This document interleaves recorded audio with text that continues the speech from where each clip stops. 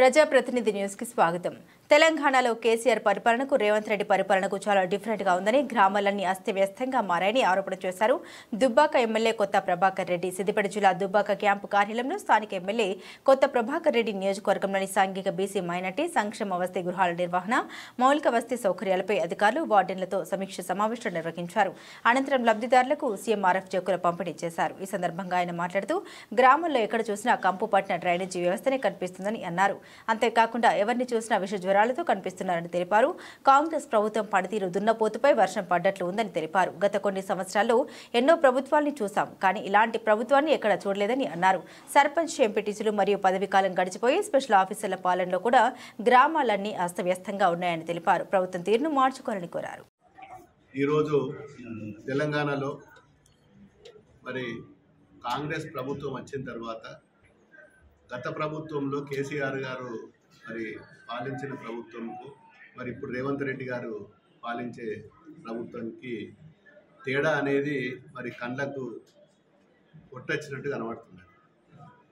దున్నపోతు మీద వాన పడ్డట్టు మరి ఇప్పటి ప్రభుత్వం గ్రామాల ఏ గ్రామంలో పోయినా మరి అస్తవ్యస్తంగా అన్ని డిపార్ట్మెంట్లు, ఈ డిపార్ట్మెంటు ఆ డిపార్ట్మెంట్ అని కాదు, ఆసుపత్రులకు పోతే ఎక్కడ పోయినా పొద్దున్న లేస్తే మాకు ఇప్పటి వరకు ఇంతవరకు మరి నేను 10 సంవత్సరాల నుంచి ఒక ఎంపీగా పనిచేసిన మరి జిల్లా మొత్తంలో కూడా మరి పూర్తిగా ఈ అడ్మినిస్ట్రేషన్ మీద కానీ, హాస్పిటల్స్ మీద కానీ, హాస్టల్స్ మీద కానీ, స్కూల్స్ మీద కానీ మరి పూర్తిగా అవగాహన ఉన్నది నాకు. మరి అప్పటికి ఇప్పటికీ తేడా మరి బ్రహ్మాండంగా కనబడుతున్నది.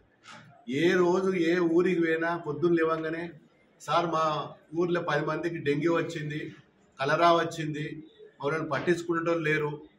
మరి ఆసుపత్రిలో పోతే డాక్టర్లు పట్టించుకుంటలేరు, టాబ్లెట్లకు డబ్బులు లేవని చెప్పి మరి బయట మెడికల్ షాపులలో కూడా మేము డబ్బులు పెట్టి సొంత డబ్బులు పేదోళ్ళం సార్, ఇంట్లో నలుగురం ఉంటే నలుగురికి జ్వరాలు వచ్చినాయి, మరి పట్టించుకునే నాదులు లేడని చెప్పి మరి రోదనలు కనబడుతున్నాయి. ఏ గ్రామం పైన చిన్నపిల్లల నుంచి మొదలుకుంటే వృద్ధుల వరకు మరి పూర్తిగా ఆరోగ్యపరంగా, హెల్త్ పరంగా పూర్తిగా నిర్వీర్యం అయిపోయిన మరి మొట్టమొదటిసారి వాళ్ళు మా ప్రజలు కూడా అంటున్నారు, ఇన్ని సంవత్సరాలల్లా మేము ఎన్నో ప్రభుత్వాలు చూసినాం, 20-30 సంవత్సరాల నుంచి కూడా చూసినాం. మరి గతంలో ఉన్న టీడీపీ చూసినాం, కాంగ్రెస్ చూసినాం, టీఆర్ఎస్ని చూసినాం. మరి ఇప్పుడు ఉన్న కాంగ్రెస్ మరి ఈ ప్రభుత్వము పొద్దున్న లేవగానే టీవీల ముంగట పడగొట్టుడు, కూలగొట్టుడు తప్ప మరి ఏ ఊర్లో కూడా పట్టించుకుంటలేదు. సర్పంచులు పదవి విరమణ, సర్పంచులది పదవి కాలం అయిపోయింది, ఎంపీటీసీలది పదవి కాలం అయిపోయింది, జడ్పీటీసీలది పదవి కాలం అయిపోయింది. వాళ్ళ స్థానంలో స్పెషల్ ఆఫీసర్లను పెట్టి మరి గ్రామ సెక్రటరీలను పెట్టి నడిపిస్తున్నారు. ఏ సెక్రటరీకి ఫోన్ చేసినా, స్పెషల్ ఆఫీసర్కి ఫోన్ చేసినా ఒక మోరి లేదయ్యా, హాస్టల్లో పిల్లల దగ్గర మోరి లేదు, దవాఖాన దగ్గర రుగ్మతులకు దోమలు వస్తున్నాయి, మరి గడ్డి మందు లేదంటే మా దగ్గర ఒక్క రూపాయి లేదు సార్, మరి మా చేతులు ఏం లేదు, మేమే అప్పులు తెచ్చి మరి ఇప్పటిదాకా నడిపినాము. మరి పారిశుద్ధ్య కార్మికులకు కూడా జీతాలు లేవు, పట్టించుకునే నాదులు లేడు, గడ్డి మందు లేదు, వాటర్ ట్యాంకులు క్లీనింగ్ లేదు. మరి వర్షాకాలం మరి పూర్తిగా గ్రామాలు చెట్లు పెరిగిపోయి, పిచ్చి మొక్కలు పెరిగిపోయి, మరి దోమలు ఎక్కువైపోయి మరి చాలా రుగ్మతలు వస్తున్నాయి. మరి ప్రభుత్వం అసలు నిమ్మకు నీరెత్తినట్టున్నది. ఎవరికి ఫోన్ చేసినా ఒక ఆర్టీఓ ఫోన్ చేస్తే రెస్పాన్స్ ఉండదు, ఒక కలెక్టర్ తోటి రెస్పాన్స్ ఉండదు, హెల్త్ డిపార్ట్మెంట్లో రెస్పాన్స్ లేదు.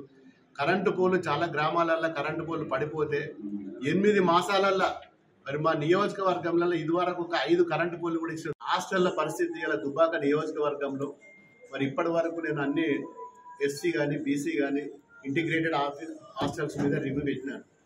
చాలా హాస్టల్స్లో మరి అన్ని బిల్డింగ్లలో కూడా సరి అయిన సౌకర్యాలు లేక, పిల్లలకు బెడ్స్ లేక మరి ఫ్లోర్ కింద వండుకొని మరి ఇబ్బందుల పాలవుతున్నారు.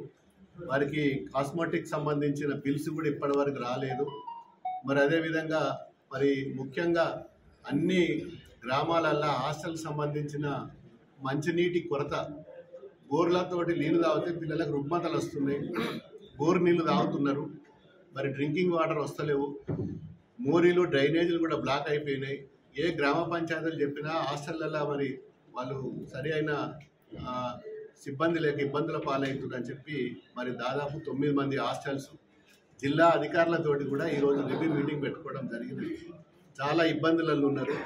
ఎస్సీ కానీ బీసీ కానీ మరి సెక్రటరీ స్థాయిలో మరి అధికారులు వచ్చి అన్ని ఆస్తులను పర్యవేక్షించి మరి బిల్డింగ్ల అడ్మినిస్ట్రేషన్ మరి స్టాఫ్ ఉండి కూడా మరి పిల్లలకు సౌకర్యాలు లేక మరి 100 మంది కెపాసిటీ ఉన్న శాంక్షన్ ఉన్నా కానీ ఒక్కొక్క హాస్టల్లో 30 మంది 15 మంది 40 మంది పిల్లలే ఉన్నారు. మరి దీనివల్ల మరి ప్రభుత్వానికి చెడ్డ పేరు వస్తుంది. మరి పూర్తిగా 100 శాంక్షన్ ఉండి 30 మంది 40 మంది ఉండి కూడా ఒక హాస్టల్ ఒక వార్డెను, మరి ఆ వార్డెన్కి ఒక 78,000 శాలరీ, మరి మీకు ఒక ఆయా ఒక సెక్యూరిటీ, మరి వాడికి ఇంత డబ్బు ఖర్చు పెట్టి మరి పిల్లలు లేకపోతే ఇబ్బంది అవుతుంది. కాబట్టి మరి దాని మీద కూడా రివ్యూ చేయడం జరిగింది. మరి దాన్ని కూడా మరి బీసీ వెల్ఫేర్ ఎస్సీ వెల్ఫేర్ పరిశీలించవలసిందిగా నేను ప్రభుత్వాన్ని కూడా కోరుతున్నా. ముఖ్యంగా ఈరోజు దుబ్బాక నియోజకవర్గానికి చూసినట్టయితే మరి ఈరోజు పెద్ద పెద్ద డైలాగులు పెద్ద పెద్ద మాటలు మరి ముఖ్యమంత్రి నుంచి మొదలుకుంటే లోకల్ స్థానిక నాయకుల వరకు మరి రుణమాఫీ గురించి మాట్లాడుతున్నారు. 2 లక్షల రుణమాఫీ ఇస్తున్నామని చెప్పి పెద్ద పెద్ద యాడ్లు పేపర్లలో టీవీలలో యాడ్లు, పెద్ద పెద్ద లెక్చరర్స్ దాని మీద రకరకాలుగా పబ్లిసిటీ చేసుకుంటున్నారు. ఈ రోజునే అన్ని మండల అధికారులతోటి ఇప్పటిదాకా సమీక్ష చేసిన, ఇంకా లోపల కూడా సమీక్ష నడుస్తున్నది. అన్ని జిల్లా అడిషనల్ ఎవరైతే జిల్లా అగ్రికల్చర్ అధికారులు మరి వారితో పాటు ఏడి అగ్రికల్చర్ సంబంధించిన అధికారులు కూడా ఇప్పుడు నా దగ్గరనే ఉన్నారు. మరి వాళ్ళు కూడా అన్ని మండల్ వైజ్లో ఎంతమంది ఏ గ్రామంలో ఎంతమందికి రుణమాఫీ జరిగింది, ఎన్ని లక్షల వరకు జరిగింది, అవన్నీ కూడా గణాంకాలు తీసిండ్రు. ఇంకా కూడా కొన్ని రావాల్సినవి ఉన్నాయి. 1-2 మండలాలలో మీకు నేను ప్రెస్ కూడా ఆ నోట్ రిలీజ్ చేస్తా. మరి ఇప్పటి వరకు 60% మాత్రమే మరి రుణమాఫీకి సంబంధించిన అకౌంట్లలో డబ్బులు పడ్డాయి. 2 లక్షలు ఉన్న వాళ్ళకి ఇప్పటి వరకు పడలేదు. మరి చాలా మంది రైతులందరూ కూడా ఇప్పటిదాకా నాకు ఆఫీసులో మా క్యాంప్ ఆఫీసులో చూసినట్టయితే మరి దాదాపు 300-400 మంది వచ్చి మరి మా గ్రామంలో నాకు రాలేదని చెప్పి మరి వాళ్ళందరూ కూడా మరి పత్రాలు ఇచ్చి రాసిచ్చుకోవడం జరిగింది. దాదాపు ఇంకా 40% మరి బ్యాంక్ అకౌంట్లలో డబ్బులు పడలేదు. ఇప్పటికైనా అబద్ధాలు మానేసి ఉన్నది ఉన్నట్టుగా మరి మిగతా డబ్బులు ఎప్పుడు మీరు అకౌంట్లో వేస్తారు? మరి రాని వాళ్ళ పరిస్థితి ఏంది? ఇవన్నీ కూడా ప్రజలు అయోమయంలో ఉన్నారు. మరి వారిని మరి మండల్ వైజ్లా గ్రామ వైజ్లా మీ అధికారులతోటో మరి ఎంఆర్ఓలతోటో బ్యాంకర్స్ తోటి మీటింగ్ పెట్టించి మరి అది మీరు దాని మీద ప్రతి నియోజకవర్గం మీద ఒక శ్వేతపత్రం రిలీజ్ చేయాలి. మరి మిగతా వాటిని కూడా ఎప్పటి వరకు మీరు రైతుల ఖాతాలలో డబ్బులు వేస్తారు.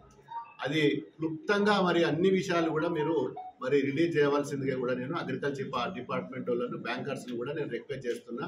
అనవసరంగా ఉన్నది లేనిది ఉన్నట్టు మేమేదో మొత్తం రుణమాఫీ చేసినామని చెప్పి గొప్పలు చెప్పుకుంటారు తప్ప ఎక్కడ కూడా రుణమాఫీ కాలేదు. ఇక పోతే రైతు బంధు కాలం 2.5 మాసాలు మరి కాలం గడిచిపోయింది. ఈ రోజు వరకు కూడా రైతులకు ఫర్టిలైజర్స్కు డబ్బులు లేవు. మరి ట్రాక్టర్లు దున్నుకుంటే వాటికి డీజిల్ కోసం కానీ మరి ప్రతి సంవత్సరము మరి జూన్ మాసంలో రైతు బంధు సంబంధించిన డబ్బులు అకౌంట్లలో పడేది. ఈరోజు రైతు బంధు సమస్య పూర్తిగా ఆ డబ్బుల విషయంలో పూర్తిగా నిర్వీర్యం అయిపోయింది. ఏ అకౌంట్లో కూడా మరి ఏ రైతుకు కూడా ఈ రోజు వరకు రైతు బంధు పడలేదు. మరి ఈరోజు రైతు రుణమాఫీ గురించి అయితే ఇప్పటి వరకు చెప్పాను నేను. మరి ఇలాంటి ఇబ్బందులు ఎన్నో ఉన్నాయి. మరి గ్రామాల పొంటి తిరిగినట్టయితే ఏ రోడ్డు మీద పోయినా చెత్త చెదారం మరి పిచ్చి మొక్కలు చెట్లన్నీ కూడా అల్లుగా పోయినాయి. ఇలా R&B డిపార్ట్మెంట్ కూడా ఏదన్నా ఊర్లలో R&B డిపార్ట్మెంట్ రోడ్ల మీద పొక్కలు పడ్డాయి. కొద్దిగా చెట్లను ట్రిమ్ కటింగ్ చేయాలి. మరి రోడ్ పక్కన మరి పిచ్చి మొక్కలు తీసేయాలంటే సార్ మా దగ్గర ₹1 కూడా లేదు. ప్రతి సంవత్సరం కూడా మేము వర్షాకాలం వస్తే కొంత బడ్జెట్ ఉంటుండే. ఈ ప్రభుత్వం వచ్చిన తర్వాత మాకు ఆ బడ్జెట్ అనేది ఇప్పటివరకు ఒక నయా పైసా కూడా ఇవ్వలే అని చెప్పి R&B డిపార్ట్మెంట్ కానీ పంచాయతీరాజ్ డిపార్ట్మెంట్ కానీ ఈరోజు చేతులు ఎత్తేసిండ్రు. మరి గ్రామాలకు పోయినట్టయితే అసలు దారి కూడా కనబడతలేదు. మొత్తం అల్లుకపోయినాయి చెట్లన్నీ. 2 వైపులా ఉన్న పిచ్చి మొక్కలు పైనున్న మరి హరితహారంలో పెట్టిన చెట్లు కూడా మరి రోడ్లకు ఇరువైపులా పెరిగి ఈ వర్షాకాలానికి మొత్తం అల్లుకపోయి మరి వాహనాలు యాక్సిడెంట్ అయ్యి చాలామంది అవస్థలు పడుతున్నారు.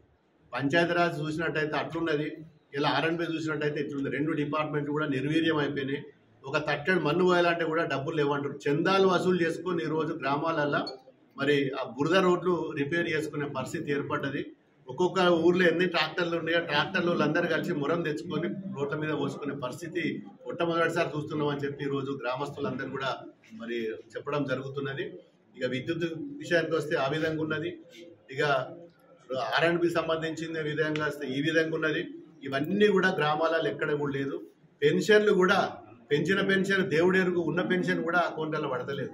4,000 రూపాయలు ఇస్తామని చెప్పి పెద్ద పెద్ద డైలాగులు కొట్టి ఎలక్షన్ అయిపోయిన తర్వాత మరి చేయి చూపించేసారు. మరి ఈరోజు 2,000 పడే పెన్షన్ కూడా పడతలేవు. అన్ని గ్రామాలలో సరి అయిన సమయంలో పడతలేవు. ఇవన్నీ కూడా మరి ఎన్నో సమస్యలు ఉన్నాయి. ఈరోజు పూర్తిగా పొద్దున్న లేవగానే హైడ్రా పేరు మీద మరి డ్రామాలు ఆడుతుంది తప్ప హైడ్రా పేరు చెప్పుకొని ఈ సమస్యలన్నీ డైవర్ట్ చేసుకోవడానికి, ఈ సమస్యలను పక్కదారి పట్టించుకోవడానికి హైడ్రా పేరు మీద మొత్తం టీవీలల్లా పేపర్లల్లా మరి దాన్ని బొమ్మ చూపించుకుంటా బూచీ చేసుకుంటా మరి రైతు సమస్యల మీద కానీ, గ్రామంలో ఉన్న ఆరోగ్యపరమైన సమస్యల మీద కానీ, విద్యుత్ సమస్యల మీద కానీ, రోడ్ల సమస్యల మీద కానీ, హాస్టల్స్ మీద కానీ దేని మీద కూడా పట్టు లేకుండా ఈరోజు ప్రభుత్వం గాలిలో నడుపుతుంది తప్ప ఏ అధికారులు కూడా పనిచేస్తలేరు. ఎవరు కూడా మరి స్పందించలేరు. కనీసం ఫోన్ చేసి మాట్లాడే పరిస్థితిలో కూడా ఇలా ఏ డిపార్ట్మెంట్ లేదు. మరి దయచేసి ఇప్పటికైనా మరి గ్రామ ప్రజలు మరి ఎప్పుడో తిరగబడక తప్పదు. మరి ఖచ్చితంగా మరి ఉద్యమాల గడ్డ ఇలా దుబ్బాక మళ్ళీ ఉద్యమాలు స్టార్ట్ చేసే సమయం మాకు వచ్చింది. 2001లో ఏ విధంగా అయితే తెలంగాణ సాధించుకోవడానికి మేము ఉద్యమాలు చేసినామో మళ్ళీ ఈ ప్రభుత్వం